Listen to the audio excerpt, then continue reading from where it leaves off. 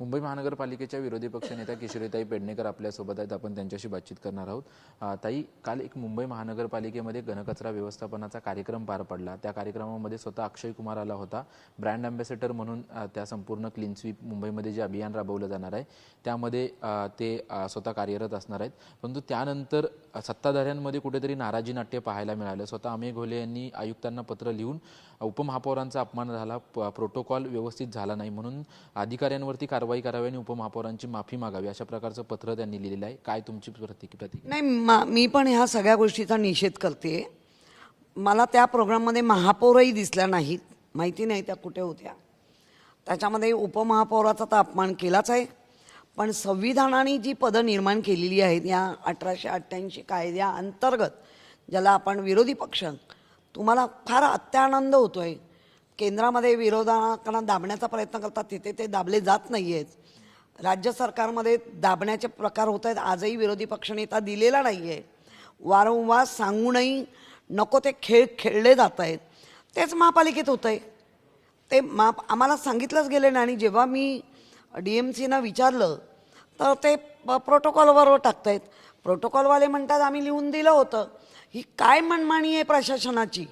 याच्यावर आयुक्त काही सिरियसली बघणार आहेत की नाही? याच्यामध्ये महापौर बदनाम होत आहेत कारण नसताना, असं माझं वैयक्तिक मत आहे. का तुम्ही करतायत असं? महापौरांना तुम्ही घेतलं ना, हा काय भाजपचा कार्यक्रम होता का? हा भाजप पक्षाचा असेल तर पैसे भाजपच्या कार्यालयातून गेले पाहिजे. मुंबई महानगरपालिकेच्या, मुंबईच्या टॅक्सपेयर लोकांचे पैसे नाही गेले पाहिजे. स्वच्छता मोहीम झाली पाहिजे, सगळं केलं पाहिजे, पण सगळ्यांना एकत्र घेऊन काम करा की. तुम्ही संविधानालाच मानत नाही आहे. तुम्ही 1888च्या कायद्याचं पण तुम्ही अपमान करताय. विरोधी पक्षनेता म्हणून इथे खुर्चीत कोण व्यक्ती हे महत्त्वाचं नाही, ते जे महापौरांच्या बरोबरीने, म्हणजे महापौर झाल्यानंतर जर मुंबईचं अंजन काय आहे तर ते दाखवणार. आम्हाला माहिती आहे तुम्ही उलटे प्रश्न विचारता, पण त्या उलट्या प्रश्नाला पण उत्तर आहेत.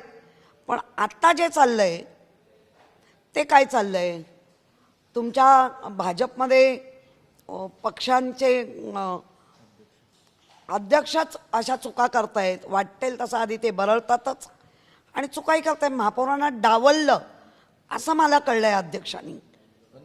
काल उपमहापौर चौथ्या आसनावरती होते, बाजूला सभागृह नेते होते, त्यानंतर मुंबई भाजपचे अध्यक्ष होते, मध्ये अक्षय कुमार स्वतः आणि त्यांच्या उजव्या बाजूला आयुक्त होते. शिंदे गुटचे लोक महापौर आहेत, जे उपमहापौर, त्यांना कळलं नाही का बाकी बरं बोलता येतं? त्यांनी त्यांचं स्वतःचं स्थान घ्यायला पाहिजे होतं.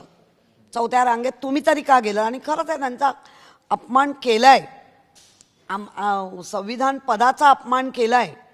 हे भाजपच्या अध्यक्षांना नेहमी असं करावंसं का वाटतंय? आनंद दिली आहे का मुंबई तुम्हाला कोणी? ठीक आहे, तुम्ही संख्येने निवडून आलात आणि शिंदेनी बरोबर घेतलं आहे. वारंवार शिंदेंचा पण अपमान आहे. कुठे शिंदेच्या यांना बोलवलं होतं? फक्त उपमहापौर, तो पण ते पण चौथ्या रांगेत बसवले होते. त्यामुळे नेमकं यांचं काय ठरतंय किंवा काय करतायत? मुंबई इकडे तर म्हणतात मुंबईचं काम करतोय आम्ही, मुंबईला होत आहे, पण मुंबईकरच म्हणतात कुठेच कामं दिसत नाही आहेत, काहीच करत नाही आहेत, नुसतं ह्याला फोड त्याला फोड याच्यातच चाललं आहे. त्यांच्या गटनेत्यांनी पत्र लिहिलं आहे आणि ज्या अधिकाऱ्यांनी चुका केल्या त्या अधिकाऱ्यांनी उपमहापौरांची जाहीर माफी मागावी अशी त्यांनी मागणी केली. आता अधिकारी नक्की कोण मागतोय? आणि जर त्या अधिकाऱ्यांनी माफी, उपमहापौर हा संविधान पद नसूनही जर माफी मागत असाल तर 1888च्या कायद्यान्वये जे विरोधी पक्ष म्हणून पण बोलणं आहे, आमची पण त्यांनी माफी मागायला पाहिजे. तुम्हाला पण बोलवलं नव्हतं कार्यक्रमाला, तुम्ही याबद्दल जाब विचारणार? नाही, मी जाब विचारायला जागेवर तर असायला हवे. आणि जाब विचारून सरळ उत्तरं देत आहेत का? पत्रात बरे. आणि तुमच्या माध्यमातून मुंबईकरांना कळू दे काय ह्या महापालिकेत चाललंय, किती गोष्टी चुकीच्या घडत आहेत, त्या मुंबईकरांना कळू दे. आमच्याशी बातचीत केल्याबद्दल कॅमेरामन गणेश राठेसह निवृत्ती बाबर, TV9 मराठी, मुंबई.